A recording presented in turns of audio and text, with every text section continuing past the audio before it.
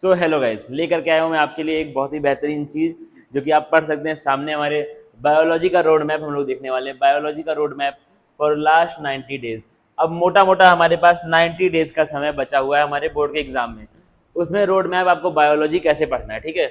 पिछले 2 साल से बायोलॉजी पढ़ा करके क्लास 11 12 को बायोलॉजी पढ़ा के मुझे इतना पता चल चुका है कि आपको बायोलॉजी कैसे पढ़ना होता है आखिरी आखिरी के दिन, क्योंकि यही आखिरी का जो दिन होता है यही क्या होता है आपके लिए गेम चेंजर होता है। इसी टाइम पे सारा का सारा गेम आपका चेंज होता है।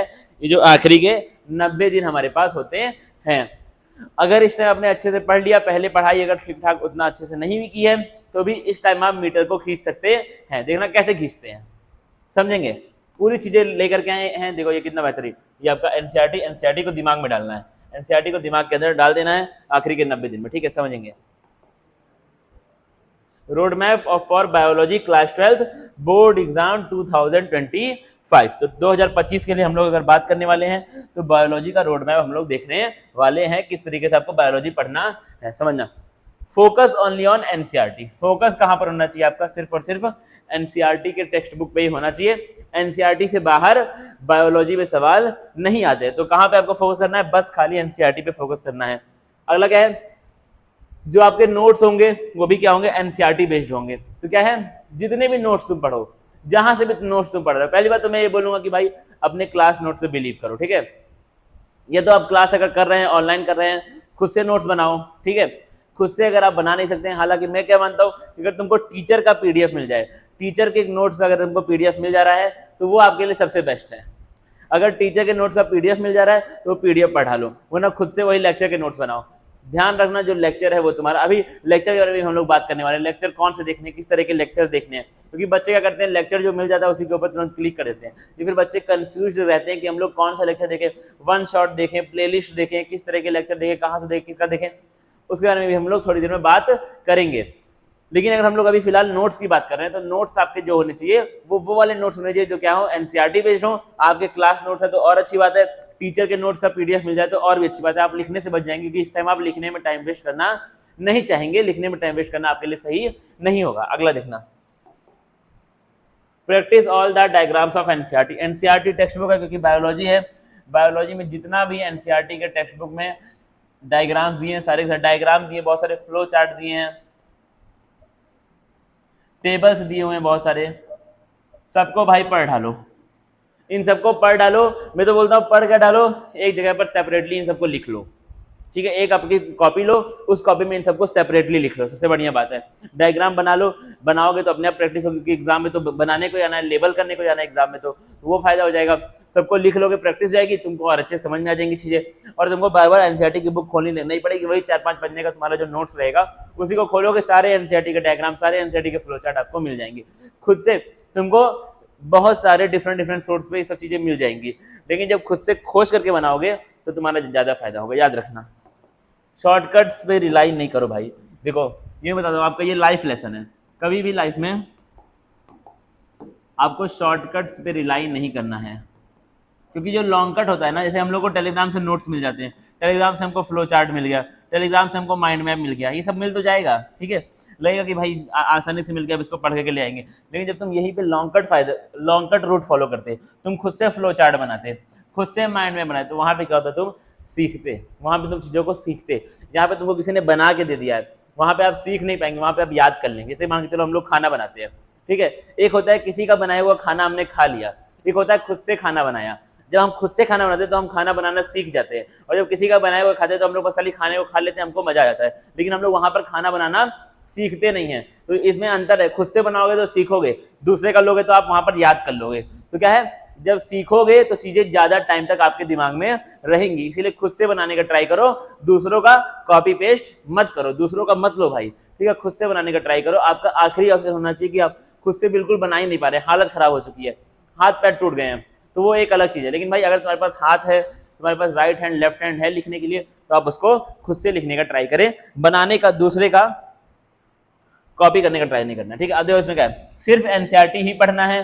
पहले इस बारे में बात कर चुका हूँ, focus only on NCERT. NCERT के बाहर बार बार बोलता हूँ इस चीज को, एनसीईआरटी के बाहर कुछ मत पढ़ना, उसी एनसीईआरटी से ही सवाल संबंधित एनसीईआरटी का हर एक वर्ड, हर एक लाइन तुम्हारे लिए इंपॉर्टेंट है। अगला देखना, 2 मंथ फॉर, देखो जो आपके पास 3 मंथ जो बचे हुए हैं, जो आपके पास 3 मंथ बचे हुए, नवंबर, दिसंबर एंड फरवरी, सॉरी नवंबर एंड जनवरी, नवंबर और दिसंबर, इन दोनों को डेडिकेटेड, ये आपको हर सब्जेक्ट के लिए फॉलो करना है। फिलहाल हम लोग यहाँ पे बायोलॉजी की बात कर रहे हैं, लेकिन आपको हर एक सब्जेक्ट के लिए फॉलो करना चाहिए, ठीक है। तो क्या है, इन दोनों को तुम डेडिकेट करो किसके लिए, सिलेबस कंप्लीशन के लिए। अगर हो चुका है सिलेबस तो भाई बहुत अच्छी बात है, तब तो फिर रिवीजन दबा के टेस्ट दे दो इस समय। लेकिन अगर सिलेबस नहीं हो पाया है, या 80% बच्चों का सिलेबस पूरा नहीं हो पाया होगा भाई, अभी तो कोचिंग में नहीं होता है, ठीक है, होने वाला होगा, या फिर 2-4 चैप्टर 5 चैप्टर बाकी होंगे। सिलेबस कंप्लीशन 2 महीने, अगला जो तुम्हारा बचता है जनवरी, उसमें आपको लग करके बढ़िया से बेहतरीन लेवल का रिवीजन करना, ठीक है। तो इस तरीके से अपना प्लान बनाओ, 2 महीने में सिलेबस पूरा करेंगे, आखिरी के 1 महीने हम लोग रिवीजन दबा करके करेंगे। फिर करेगा लॉन्ग वन शॉर्ट्स पे रिलाई करो, मतलब क्या है, ऐसे शॉर्ट्स देखो जो क्या हो बड़े। अब देखो ना, लेक्चर कौन से देखने हैं, ठीक है।